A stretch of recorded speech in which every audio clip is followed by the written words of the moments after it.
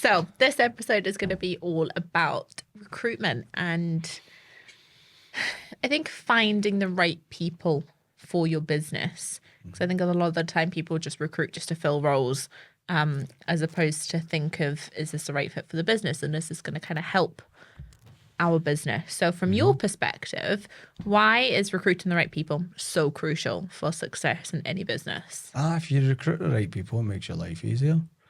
Doesn't mean I don't develop people, but you got to recruit the right people for you, and you got to recruit the right people for the role. It's not just about recruiting good people; it's about good people for whatever you're looking for and for your culture, right?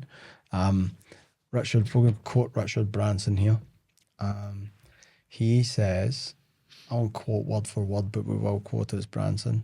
He says the trick to running a big business is your ability to recruit people that are better than you at whatever it is.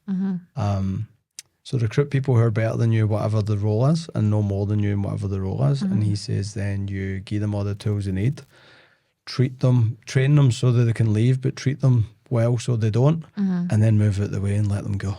Yeah. Or as he says, get the fuck out the way. Love that. Branson says just get out of the way and let them do their job. And he knows a thing or two. He's a wise man.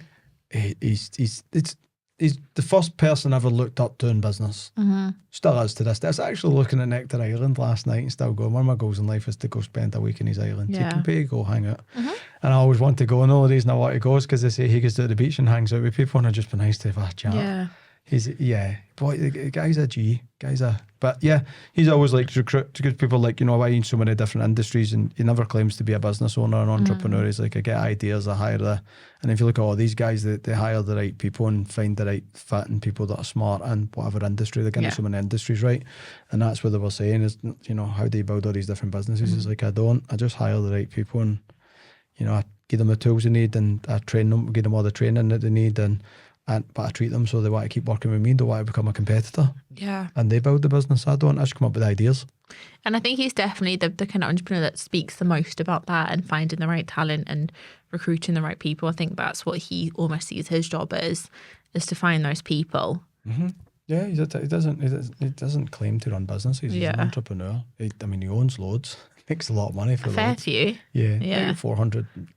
The last time I checked, there was like about 400 companies under the Virgin brand. That's insane, isn't it? I don't know how much he takes with all. I think some use the name and give royalties, but I just think that's a smart way of running a business. Now, if I can... 1,000,000%. A lot of people try and recruit people that aren't as smart as them. Yeah. Or aren't smarter than them, because it's a power thing and it's an ego thing. Ego. So, if I recruit But the other thing to recruiting people that are smarter than you is they challenge you intellectually and performance-wise. So I've definitely hired a lot of people. It's not hard. I don't set the bar high with intellectuals. But, when I hire intellectuals, it makes me want to be a wee bit more intellectual and better.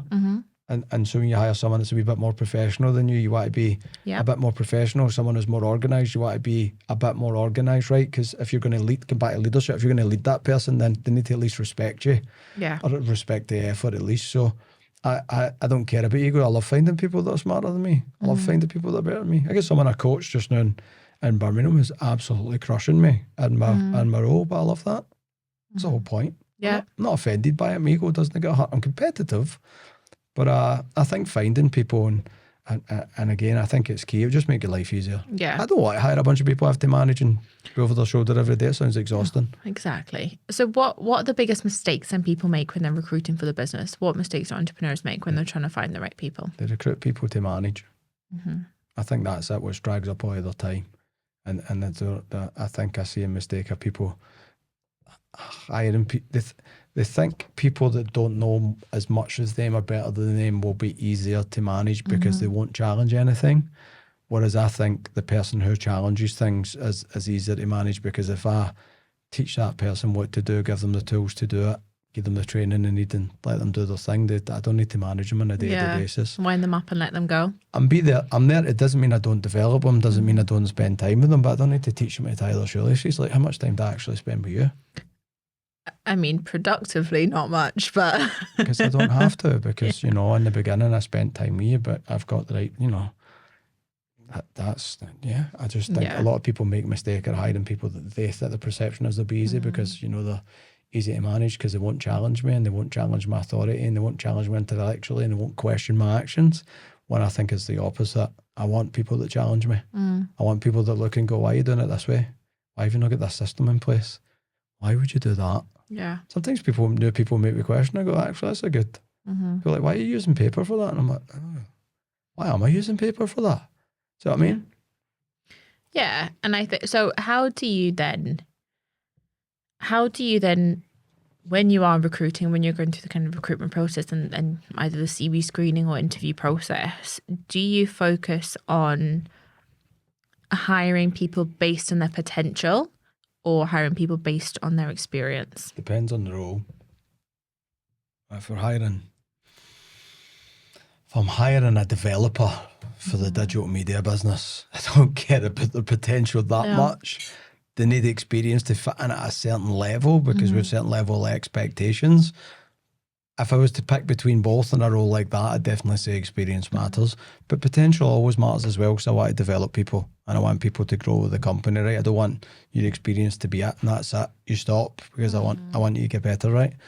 So I think you got to look for both of them. I mean, preferably I find somebody with the experience and the potential. If I'm hiring into a role that I'd rather train someone, the experience doesn't matter. I'm not going to train a developer, right? No.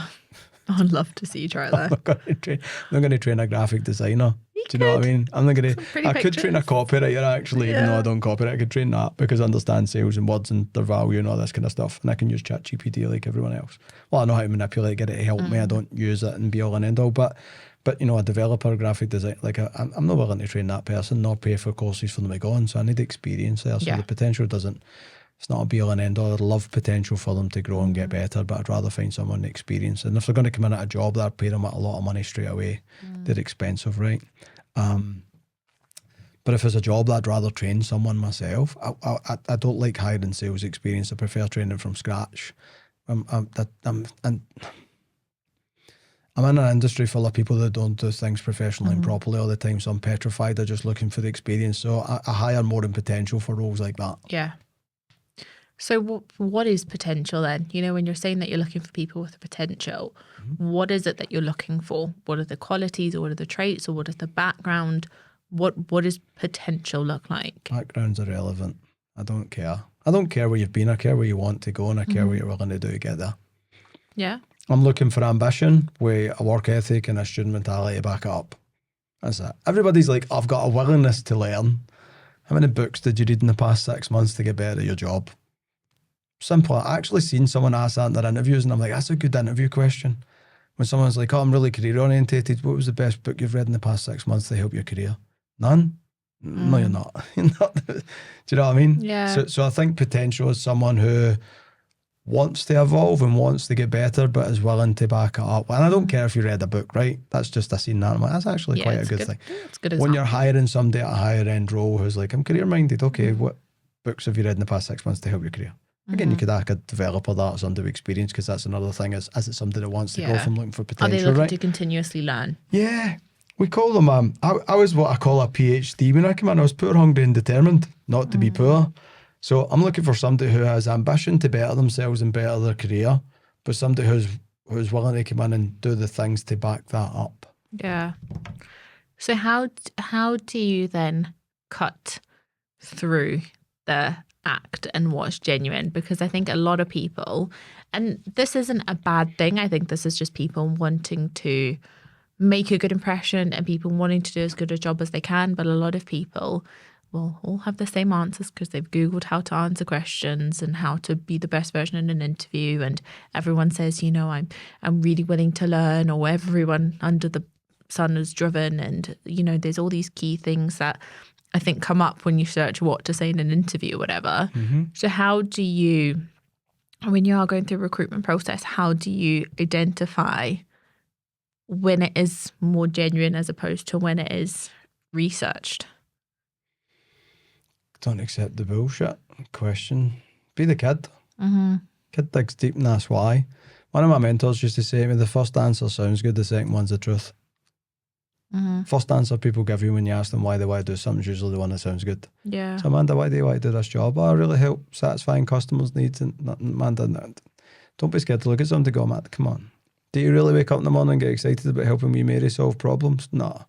Why do you really want to do the job? What do you really want, Amanda?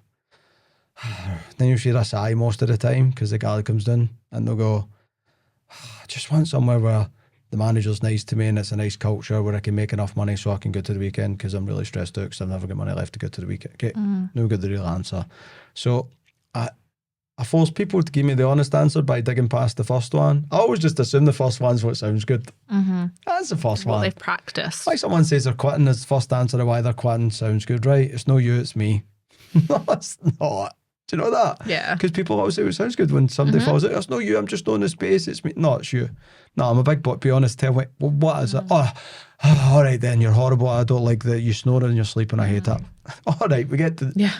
Now we can get... So I think even when you're going through that process with somebody, it's forcing honesty, but then reacting positively to the honesty to allow people to be honest, and then you'll get the real reasons. Yeah. And I think people sometimes don't realise, and listen, this isn't going to be the same in every single industry, 100%. If you're recruiting for a doctor or something, this isn't probably going to be the right thing or the right advice or whatever. That is very different. We're talking about entry-level sales roles, right? I think people a lot of the time appreciate the authenticity or the genuineness that comes with people also just being honest. Yeah. I mean, there's been so many people over the years that we've recruited because their answer is by no means a perfect answer, but you can tell it's the truth. I mean, we had someone years ago say that they just wanted this job because they wanted to find someone that they didn't get fired from. Yeah, because they swore on a call or a bloody call with a customer and got fired twice. But although I think a lot of the people would think, well, that's an alarm bell because they've admitted to be fired or whatever. But it's like, okay, but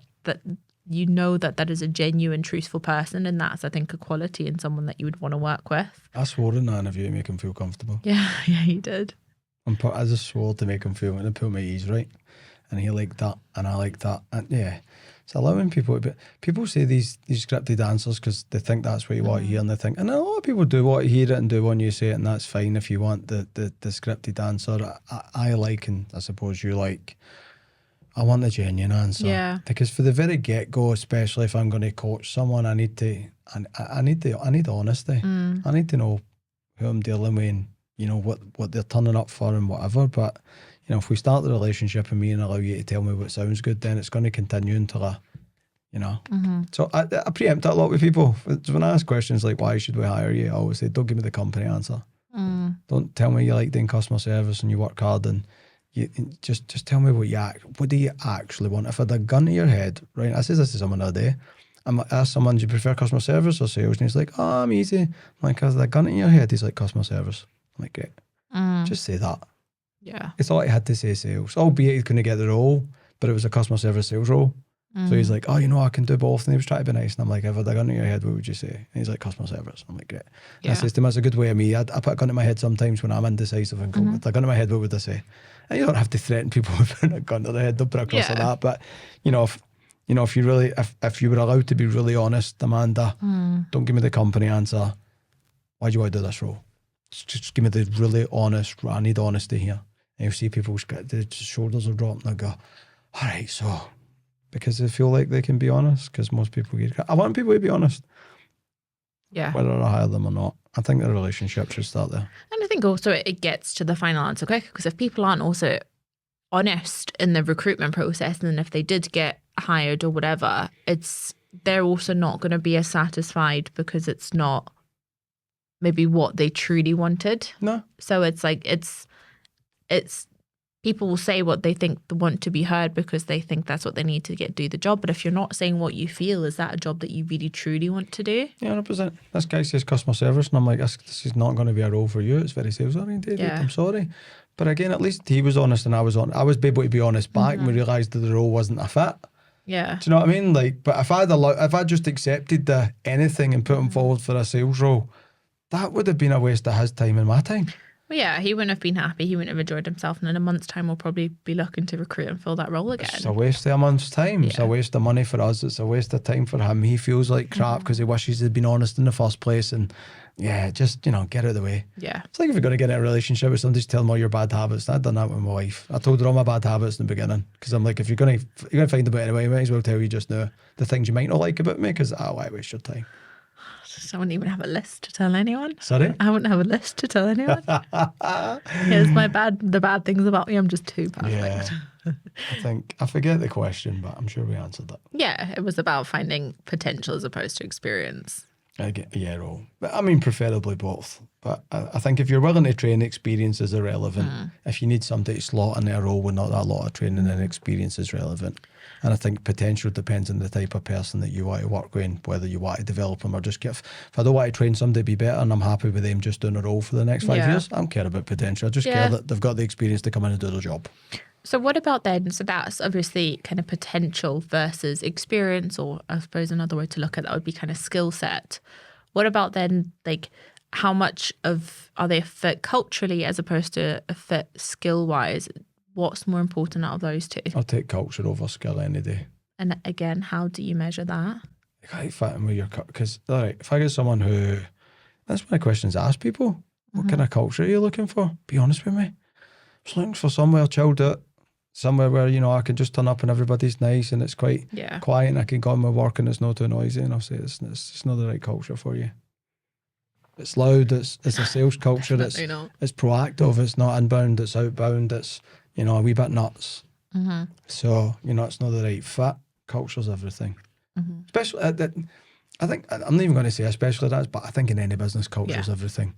I think that's the culture is what people feel when they walk in. Yeah. Culture dictates whether people feel good in that culture or not. Someone might get somewhere, for instance, and even what's playing in the radio they might not like it.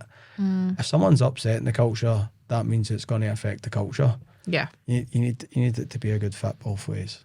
I would take cultural fit over skill set. I've definitely interviewed people that have loads of skill that just won't fit my culture and I can't bring them in. Yeah. Because if I screw the culture, I screw the team.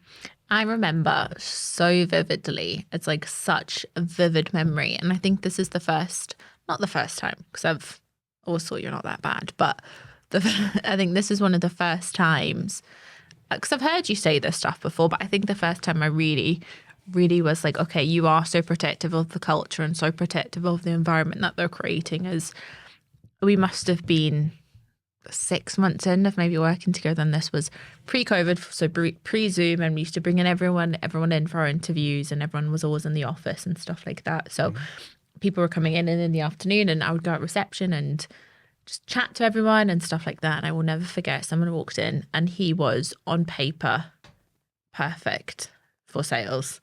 Had all the experience, he was great, he was on paper just fab. And I remember on reception, he was just not very nice. He wasn't a very nice person. We would try to talk to him, but he was quite rude and he was quite judgy of some other people and would make some other comments about other people that were also on reception waiting for their interview and stuff. So, and then I remember before you went in, I just kind of said to you. You wrote something in his sheet, did you not? I was in West George Street, wasn't it? Yeah, it was. I remember. And I remember kind of just saying, I won't say what I wrote because it's not very nice. It's not very legal. No. But I wrote something on a sheet just saying, to summarise, not a very nice person. And before you'd even spoken to him, you had put no on his form. And then when I asked you afterwards, I said, but, you might have been good. Like, well, why did you say it? And you said, because you don't want anyone to damage you don't want anyone to affect the culture and to damage it at all. And if they can't be nice to someone who he sees as a receptionist, but then goes into you and we're so lovely, you don't want that in your business. No, not at all. And I think that is so, you have to, as a business owner, you have to be so protective of your culture, because the amount of people now that say that they work with us because of the culture and because of the vibe, we wouldn't have that if we let everyone in. No, I'm more protective of the culture than anything else, because it's really hard to build a good working culture. And there's really an art to getting a whole bunch of people, we're using the word collab a lot today, so we'll use it, to collaborate together and work together and, get the ambience right, the culture right, the vibes right, the feeling right, the professional relationships right. And it just takes one bad apple to If you put Yeah. if you put a bit of rotten fruit in a bowl of good fruit, over the next couple of days, the rest of the fruit gets infected and gets rotten. Yeah. Did you know that? Yeah.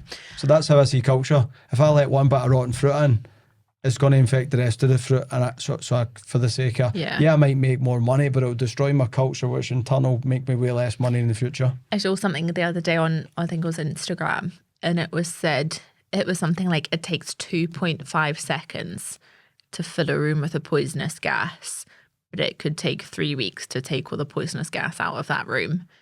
And it's just such like a good analogy of like, it can do damage so poisonous. quickly. Yep. But it can take a very long time to then, even once you remove that from it can take so long to undo Oh, yeah. the damage that was done. It takes months. It took us a year to build a culture with this sales team because you come back to what we were maybe talking about in another one. Like when you recruit, when you want to run big teams of people, that team has to be diverse. Yeah. The problem with being diverse is everybody's different, and that's not a problem.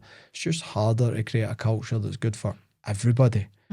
So I'm petrified of that breaking, because when that breaks, you're another year before you fix it. Yeah. You're right, that poison gas thing's a very good. I'm going to use that next time I'm teaching culture to people. That's actually a really good analogy. Trademark it to me if you want. Trademark it to you, or have her put it on Instagram. I'll take it. No, you'll take it. I'll take it. But yeah, I'm more protective of the culture. There has been some good salespeople that I've rejected before, just because you're right. If they get if people aren't respectful of other human beings in general, Yeah. I don't care how much money you bring to the table, you're just going to cause problems. No, 100%. And I think also just even just not respectful. I think people that also think they're above everyone else, or people that think that have that ego and things like that, can really, really affect a team of people. Oh, it can affect and it's everything. It's like you said, it's just not worth it, the damage that it does. No, your brand is everything, and culture is everything. When I was watching this thing about celebs, they were talking about how there was a big Hollywood director went to St. Bart's, had a wedding. No, sorry, it was Saint-Tropez. And they were talking about how lovely Johnny Depp was, because he went there and there was like a queue of people, kids, like 100 kid deep, fun out who was there, and they came to the restaurant and queued for an autograph, and the woman's like, he got up and went and signed all the autographs. And she's like, I see celebs all the time. And trust me when I say this, most wouldn't do it. He got up for his dinner for the table, and the company was at a wedding to go sign the autographs for the kids.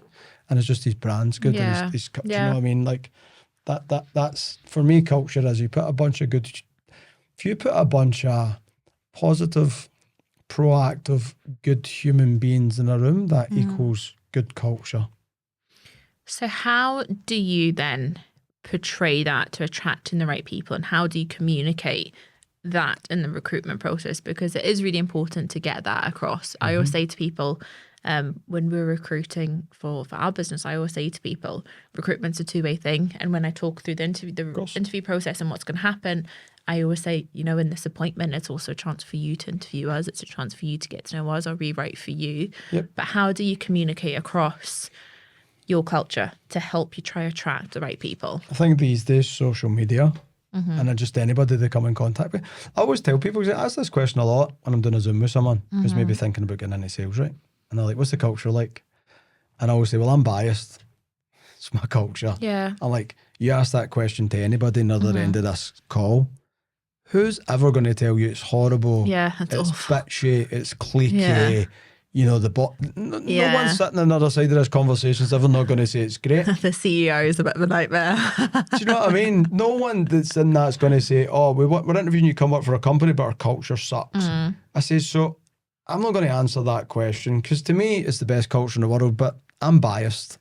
I say the whole part, I think you got to show it on social media. I think social media these days speaks, because people say your culture looks fun, your culture. So I think social media is the first thing people look at. So you've got to get that out there. Get it out there and be true to yourself. And so whatever you are, don't make it something you're not, because then that's a contradiction. It'll cause mistrust. So if you portray it to be fun and then you come in, it's quite boring, then that's you basically lying. So I think you got to be honest on social media.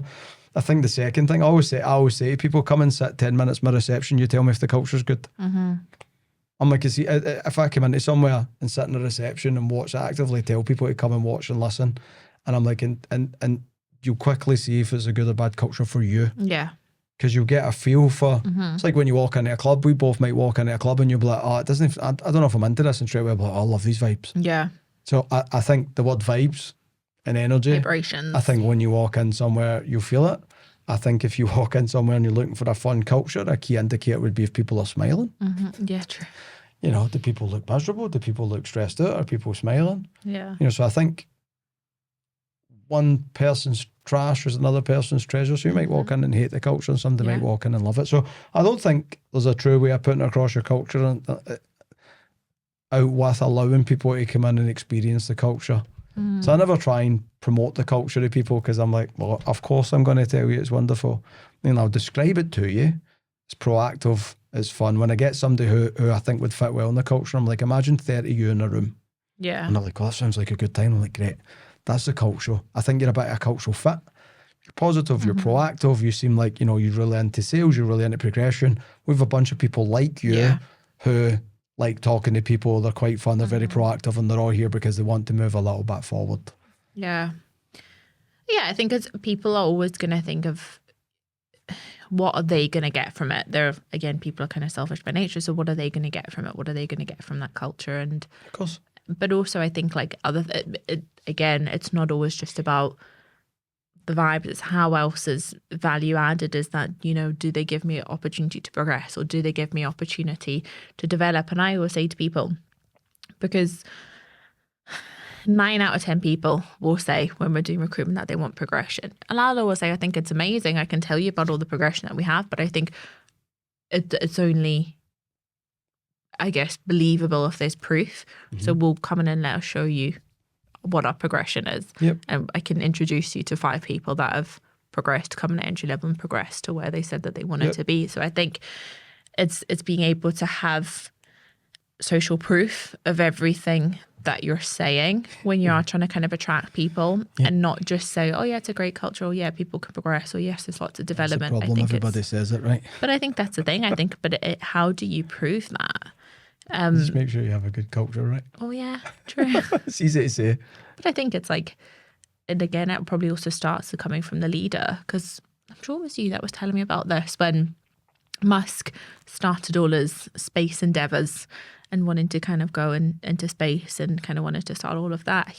Most of his tech engineers, I guess it'd be engineers team, most of them came from NASA. So a lot of them were working at NASA, and they all then moved over to work with him because they, I guess, believed in his vision, and they believed in kind of this culture that he was trying to create, and all these things that he was trying to do. So again, you know, people follow the leader and follow what they're also trying to achieve. I think that's also really, really important when you are looking to recruit people into your office. Yeah, letting business them know or whatever. The goal, and the vision for the company. Yeah, people buy into that loads, man. Yeah. Okay, I love that. Can I just say something though? When people, it's not how podcasts work. We're very all the years of recruitment I've done in different roles, and I've recruited graphic designers, marketers, developers, salespeople, sales leaders. I've recruited sales managers. We've done a test with something in Australia and actually tried recruiting someone in a role. It's horrific. Client asked us to, so we did. It was horrific, right? All my years, people just all want the same boxes ticked. Am I going to enjoy this? Am I going to be excited about turning up to work every morning? Yeah. And that's culture, people, things like that. The next thing people are looking for is a chance to, when people say develop and grow, what they mean is I just want to get a wee bit better all the time. It doesn't mean everybody wants to run the place. So people are looking for growth, and people are looking for some form of development in their role because people enjoy it. Or most people enjoy it anyway.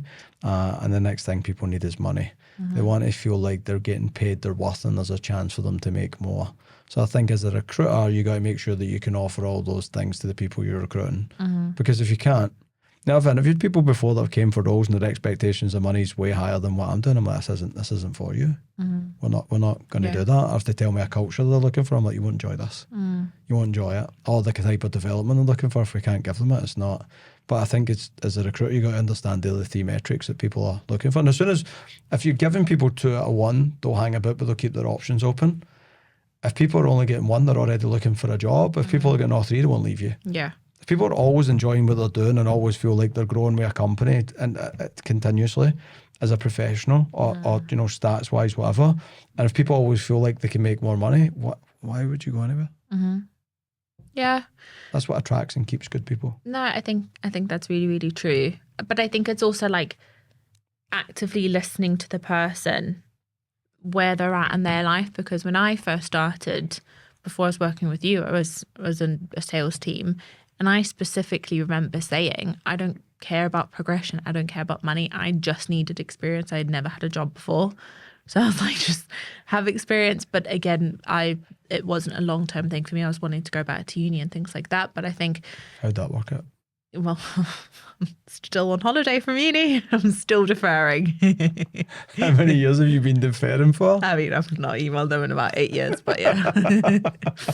I think I'm off their records. But I think, again, it's also giving the people that you're recruiting a space to be honest about what, I mean, even when we sat down and spoke before we started working together, all I said is I just want someone to be honest and tell the truth. Yep. And so I think it's also just giving a space for people to say what they want and be like, okay, yes, I can do that for you. No, I can't do that. You know, when I did start in sales, all I wanted to do was have experience, and they explained to me all the different ways I can gain experience. I thought, great, like, I don't care what money I make. I left not knowing how pay worked because I just wasn't bothered by that. So I think it's also giving people, again, in the recruitment process, a chance to verbalize what they want going forward. I think that's so important. Yeah, of course. I think so. Everybody wants something different, right? Yeah. And again, the first one's usually what sounds good, and the second one's usually the answer. So people are like, I want a promotion, I want to be in top. Well, what do you really want? I want the money and the freedom that comes with it. Yeah. Okay, great. So let's work towards the money and the freedom. Do you actually care about the promotion? Not really, no. No. So yeah, 100%. Again, that's, you know, someone 9 times out of 10, someone that's chasing that next level doesn't want the next level because they want responsibility. They want the next level for the money and maybe the wee bit of fame and maybe some freedoms that come with that role, right? So yeah, I've learned that through years with people are dealing with them, is just try to actually figure out what actually makes someone happy. Because if you work with people and you facilitate their happiness, you don't have to tell somebody to turn up every day or be in time or give their best, right? If people aren't, because once you create an environment actually where people are happy, then they have this the fear of losing it, because it's hard to get. So again, when you treat people well and when you figure out what they actually want and work towards it, then you're going to get loyalty. People are going to stay with you. Yeah. I think I think nowadays, especially in 2024 in the world that we live in now, I think it is so important to make sure people are kind of satisfied and are happy and getting what they need from a role. Because I remember 2 years ago, not that long ago, but my dad saying to me that in his generation, statistically, on average, each person in his generation would on average have 3 jobs across their lifetime. And then he was telling me with my generation, on average, statistically, we'll have 12 jobs in their lifetime. Really? And I think that a part of that, smart man. You've read that somewhere. He didn't do the statistics. I'm sure he didn't sit there. Yeah, Dad runs a school. So I expect article. him to be a smart man. But Dad is a smart man. But I think especially nowadays, just with everything being so accessible, I think, you know, as a company, you'd be silly not to be aware that once you've signed up and applied for a job, even years ago on Toast Jobs or Indeed and stuff, they keep sending you job adverts for things that you've like searched in the past, where, not to say you're old, but you applied you saw an ad in a newspaper. Yeah. So you weren't getting emails sent to you. So you're going to someone's email multiple times a day, trying to dangle other things in front of you. True. Nowadays, people are actively recruiting and headhunting people, and you know, that's a whole industry in itself. So I think nowadays there are so many people out there trying to take the talent away from businesses, so it's even more important to make sure that they're happy. And when you're looking for the experience, where's the best experience in a job? Yeah, exactly. So you're not, I mean, all the best people are either working for themselves or somebody else, right? Yeah. So if you're the better the person, the more experienced, the higher level, then and everybody's always going to be trying. It's like having a nice girlfriend, right? Yeah. Everybody's going to try and steal them when they go on a night out. Yeah. Or a nice boyfriend.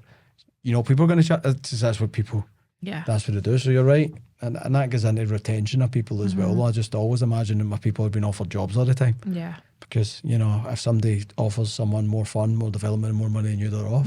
We know someone that's leaving the job for that. Yeah. Good person, good job, loved it. But I couldn't. I was actually talking to him this morning. And he's like, it was too good a deal to knock back. Yeah. I'm like, did you apply? He's like, no, they came to me and I applied to it over a year ago. Yeah. And I come back to him months ago just saying, do you want to apply?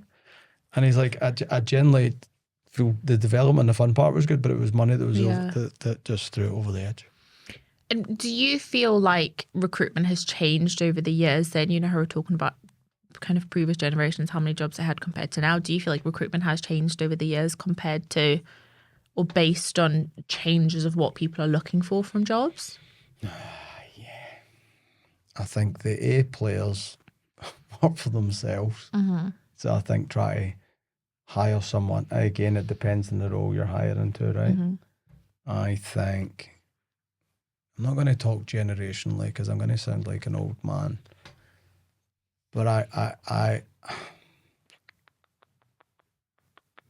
how do I frame this? I definitely think the A players, if you're looking for an A player in a role, they're already at a company where they've got a good package because they're hard to come across, or they're self-employed and working for themselves. Because I think now the A players, there's this whole balance and work from home. There's actually the guy who invented LinkedIn says by 2035 all 95 jobs will be finished. No one will do 95 jobs anymore. Yeah. All this remote working and, you know, nomad lifestyle, and a lot of people's jobs can be done over a laptop now. So if I can do my job over a laptop, why do I have to be in the office? Yeah, the amount of people that ask me if there's a hybrid role is insane. Yeah, you know, doing stuff online, it's very highly promoted. So I think that the landscape for doing practical work and turning up to an office has definitely changed a wee bit. So it's harder to tie people doing it and turning in the same place all the time. I think generationally there's I don't know, there seems to be a lot of, I hate saying the word job snobs. That's that. I don't know if I'm comparing to me or it's a generational thing or not. I think nowadays people are, now let me explain that now, not so much job snobs. I'm going to retract that comment for being a job snob. I think people are way more cautious about trying things these days and try to be a wee bit more picky. And I think a lot of people now are more aware of what they actually want. And so that everybody's looking for the perfect fit, which stops them just trying loads of stuff. Yeah. I think there's a thing with that going on. I just see a difference where I was just like, I remember my mum saying to me once, when are you going to do jobs for a week, quit doing our job? And I'm like, I just understood trial and error. And she's like, when are you going to settle? And I'm like, when I find something I actually enjoy going in on a Monday.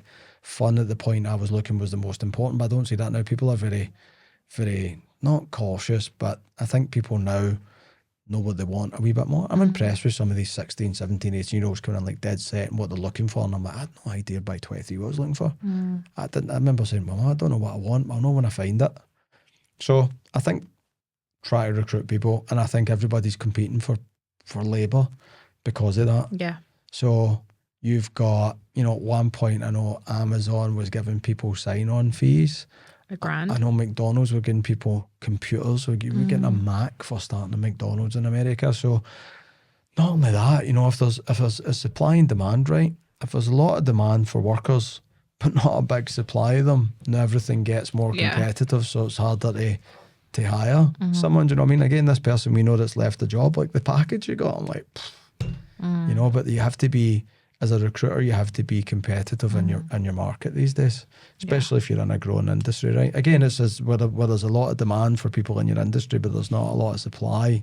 That means you have to work harder to recruit anybody. But the higher up the skill level you want to recruit, the harder you're going to have to be, and the better packages you're going to have to offer. Yeah. We've even for some of our stuff, I shouldn't say this, but I'm going to say it.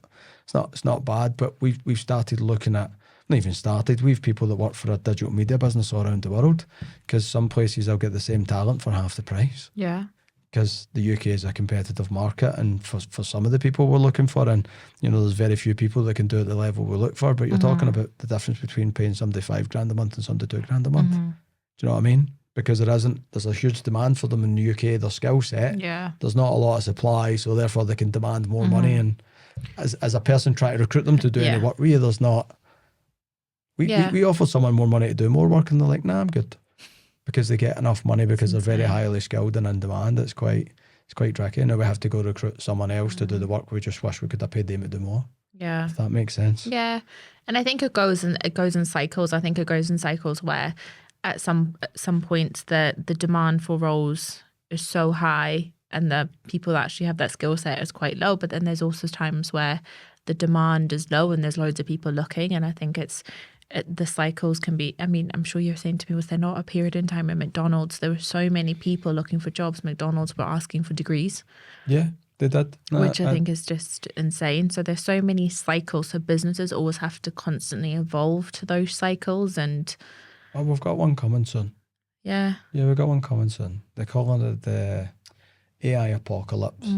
And that's in the next 10 years, there's going to be a lot of jobs lost because it's going to be automated. Yeah. And that's just evolution. That's just evolution, right? There's going to be a lot of jobs that people do. The AI is not taking over the world. They're not putting a tin hat on, but if you go to factories these days, a lot of it's automated. And, they even ChatGPT or OpenAI just now is like a good assistant. In the next 2 years, it'll be a person. And 5 years after that, it will be a team. I actually watched someone talk the other day. I think maybe Mark Cuban. And it says that it won't be long before you can build $1 billion business just through AI. One person can build $1 billion business. That's insane. If you learn how to use AI like a team of people, right? Yeah. So what that means is all these people that lose jobs, now there's going to be a lot of demand for people to get work, but maybe there won't be a lot of it. So then for a recruiting point of view, it's easy for you because you don't have to offer as much, but you can raise your standards, the experience you're bringing in the door. So that was the recession. So that's when everything crashed, I think 2007 or 10. And it was a girl that I interviewed and I asked her how her day was going and she started crying. And I says, why are you crying? And she's like, I just get rejected from McDonald's. I've never felt so low in my life. And I'm like, why? She's like, I'm not degree educated. I'm like, from McDonald's. And so there was such a demand for jobs and so little amount of jobs during the recession. McDonald's went, well, why would we take the person who's just left school when we could get the degree person? Just makes a life. I don't think they're any better, but they've got a proven track record, a degree at least turning up somewhere for 4 years in a row and studying and putting effort in. And at that point, the person with the degree was at a point where they didn't care because they had a huge demand for work, but there wasn't a lot of work kicking about. And it also whittles it down. If you open it to all, they'll probably receive thousands and thousands of CVs. But if you say degree educated, it cuts down how many CVs you have to look through. Yeah, I'll never forget that girl. She's like, I've never felt so little in my life. Rejected from McDonald's. I know, but I think, and I do, there is that balance, and so it will balance back out, and it will. Swings and roundabouts, man. Yeah, because I was watching. That phrase before? Swings and roundabouts. Yeah, I've spoken to you once or twice in my life.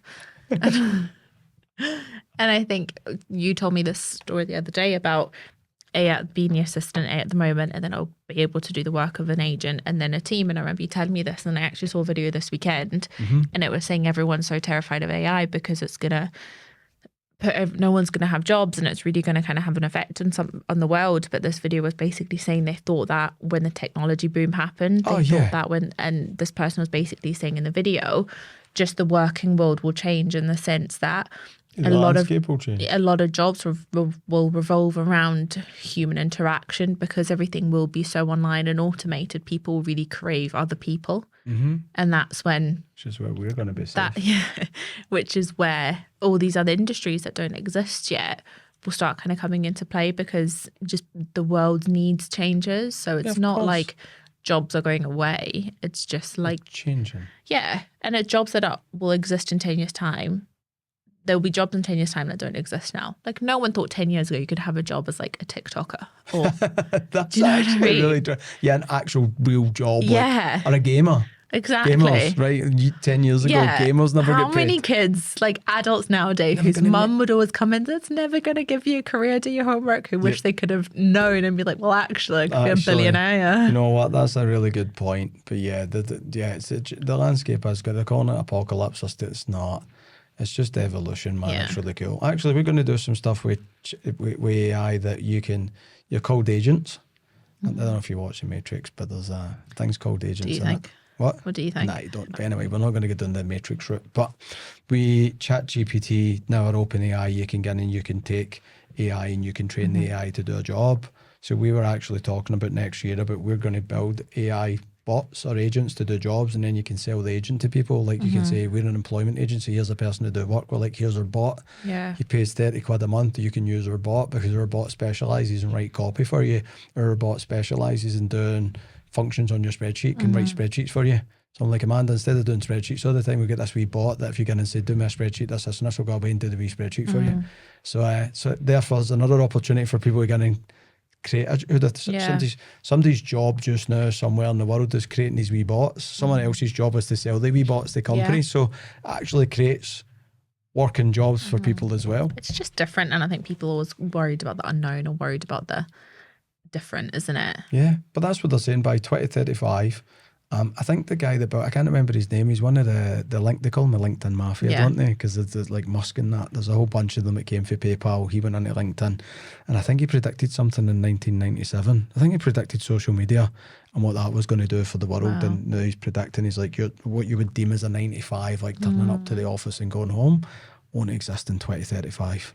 It just won't be. So I suppose people will get a wee bit more freedom to work for you. If you look at now, even with Meta, when they brought out these new classes where you can do all your computer work on, and why do you need to you can be anywhere in the world doing your work with a pair of glasses. All you need is your laptop. At some point you won't even need your laptop. Yeah. I'm excited for that. I think that'll be great. I'm into it. If you look at the world now, again, I remember when smartphones and I remember iPads came out, and one of my mentors, we had a meeting in Lisbon, in Portugal, if you don't know where Lisbon is. And never ever forget, there's 35 years in an apartment, and we'd all went for like an R&R weekend to Lisbon to hang out, and he's like, we need to run a meeting, and he came in with an iPad, and this was the first time any had seen an iPad, and this is showing how old I am, and he's like, these are going to change the world, and we're all genuinely concerned for his welfare that night. Well, like, he's like, you're going to, because at the time we'd done sales contracts and we carried sales contracts about, and he's like, this is going to change the way we do sales. And at some point, we'll all use these for work. And I remember us all thinking when he was nuts. And now I'm like, if I just believed him, I'd have put 100 quid into an Apple that day. I wouldn't have to be on this podcast just now. We'd be talking about making smart investments. We did a podcast on smart investments, right? Yeah. But I look back and I'm like, he just, it did change the world, but how many more jobs have been created and how many more lives have been made better because of that one wee change? We're all walking about with something like that. Who'd have thought we'd all be walking about doing work on a phone? I know. So true. You can do everything in the world on your phone. Really everything, can't you? You don't have to do bloody... And now soon it'll be a pair of glasses. Yeah. Yeah. Bring it on. It's awesome. So anyway, but that'll change the recruitment when that happens, and all of a sudden there'll be, for the jobs that do still exist that don't involve that, there'll be more people than jobs, and therefore it swings back in the recruiter's favour, which is now I can get really picky. Sometimes it'll be you have to work hard to get a person, and sometimes you won't have to do anything. There'll be 10 of them sitting there and you can be as picky as you want. So I think maybe that's a good place to end on then, because I think we are ending. Oh, I think this is a place where I think a lot of people are finding themselves at the moment. People are struggling to find the right role for themselves, or have been looking for a while. And I think it's a balance of that. Yes, there is jobs out there, but people are looking for the right thing for them and the thing that ticks all their boxes, like we were saying earlier. As someone who has recruited a lot in different countries and different continents, what would be your one bit of advice to people who are actively looking for something or thinking about looking for something, or years down the line do start looking for another role? What would be your advice? Don't be picky, don't be a perfectionist, just try it. You can quit. I always say to people, try it and then quit. Like, I can't. I'm like, it's easy. You say you'll take the job, you take it, and then when you decide you don't want to do it, you get in and say, I'm resigning, and you quit. You're not going to die for trying jobs all the time. Because I don't care how good a job looks in paper or how bad a job looks in paper. You don't know until you know. And you don't actually know something till you experience it. It's all right to stand on the sidelines and think, what if I think a lot of people are too, go back to what I'm saying, I think people are too cautious and they're they're looking for the perfect thing, but you might get surprised. Like I ended up in sales because of that, because I'd worked in fish factories, I'd worked in bottle factories, milk factories, construction. I made classes for years. I'd been to the British Army and been to the parachute regiment. I'd worked in construction, every type of warehousing possible that I could. Like, there wasn't something I wouldn't have tried. I remember just saying to my mum, like, again, like, I'll keep. She's like, when are you going to stick? she got really sick. I'd quit jobs at lunchtime, 4 days in. My mum would be like, what are you doing home? And I'm like, I quit. And she went, James, you've been there for 4 days. I'm like, I don't like it. I don't like the manager, or I didn't like the job role, and it wasn't what they described, or somebody spoke to me bad. My mum's like, when are you just going to stick something out? And I'm like, when I find something I like. But I'm going to keep trying things, and I'll only know when I find it. But I also remember trying sales, and that's what I says to my parents when I tried it. I'm like, I'll give it a try. It might turn out to be a good decision or a bad. Just let me try. I don't know. It sounds good. It looks good on paper. And I always remember getting in 6 weeks later to my mum and going, I think I found the thing. I didn't know as soon as I went in. I was 6 weeks in before I was like, Mum, I think I found the thing. Yeah. And I think there's if you were to poll loads of people, I think there would be a lot more people who accidentally ended up in their dream job because I thought, I never thought this would be my career. It's something I didn't dream job ever. Yeah, it is. Because I mean, could never see myself doing anything else and being in a dream job. One of them is true.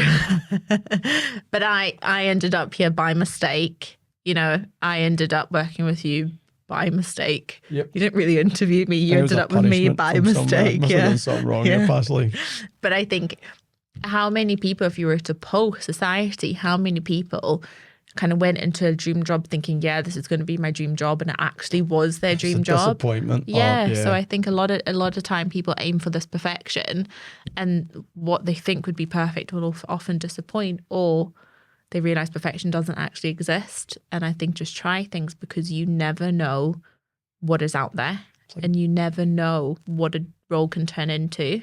It's like dating, man. If you kiss enough frogs, you'll find a prince, right? Well, exactly. It's got to be willing to kiss the frogs. True. Exactly. Disgusting as that thought, maybe. I've done some horrible jobs, man. I actually just remembered that I used to clean drains for a living as well, like proper drains in the street. I didn't know that. God, that was disgusting. I can imagine that was horrible. No pun intended. Shit job. Yeah. But again, I'm like, I didn't. In order to find the thing you want to do, you've also got to try a lot of things you don't want to do. In order to find the person. It's funny that, because when we were just talking about like long-term relationships and marriage, most of them people weren't looking, and they just stumbled across someone randomly, and it wasn't. When you're looking, you tend to not find it. But I think if you're willing to put yourself out there, and job-wise, I think if you're willing to put yourself out there and go through the pain of doing, finding loads of things that aren't for you, then I think it's only a matter of time before you find what is for you. And it might take you to your 30, 40, 50. A lot of people end up in careers that they don't want to be in because they give up. And for me, I wouldn't have stopped. I'd still be changing jobs to this day until I found the thing. Yeah. And also, I think it's important to say that, like, you never know when you're saying it kind of could be for you. Or it might not be for you. I think even knowing if it's a no, and knowing that that's not what you want to do, eliminates one thing. So it takes something out. But I also think, like, for me, when I kind of came into the role that I kind of started in, I found the things that I really liked and the things that I enjoyed. Yep. And that's more so where I put my time, and more so put kind of my effort, and that develops and changes into something else, and it develops and changes into a role that I like more, and then I found what I liked even more, and kind of changed it into that. So I think it's also, things can develop and roles can change based with your taste, and you can find your strengths and what you enjoy in it as well. I'm with you. But also remember, you're not going to be happy 365 days, 24 hours. I love my role, but it doesn't mean I'm always happy in it. Any role, you're going to get bored, and there's always bad bits to a role. Sometimes we're excited for the weekend. Sometimes you're dreaming of the next role, right? Sometimes you walk into work skipping. No, you're right. Yeah. 100% right. So just in something he says there about, I remember this wee thing I read years ago about Edison that perfected the light bulb. I mean, if you get a tin hat out or whatever, Edison, he didn't make the light bulb, but he perfected it, and it was his company. That was actually Tesla, I think, to be fair, but we're not going to go down that angle. Sorry for the conspiracy stuff. But he got interviewed once, and I can't remember the exact number, let's say it's 10,000, and someone's like, I must have been horrible, like failing over 9,000 times. He's like, I just found over 9,000 ways not to make a light bulb. I only had to get it right once. Yeah. And that's where a job or 100%. Dating, you only have to get it right once and you find your career right. You don't have to get it right all the time. So, but I think if you're overly cautious, or you just stick something just because you're scared of trying something else, then you're never going to find the thing. No. Then you just be miserable. Exactly. Life's too short for that. Well, I think that was great. I think there's so much more that we can say about recruitment. Maybe one day we can go into, you know, actual the nitty gritty of recruitment and things like that, I think that would maybe be a good podcast to do one day. I might talk about it again. Okay. I'll just talk. How about that? Thank you so much for that. I really enjoyed our recruitment chat. Always a pleasure. And we'll be back next time. Thanks, everyone. Ciao.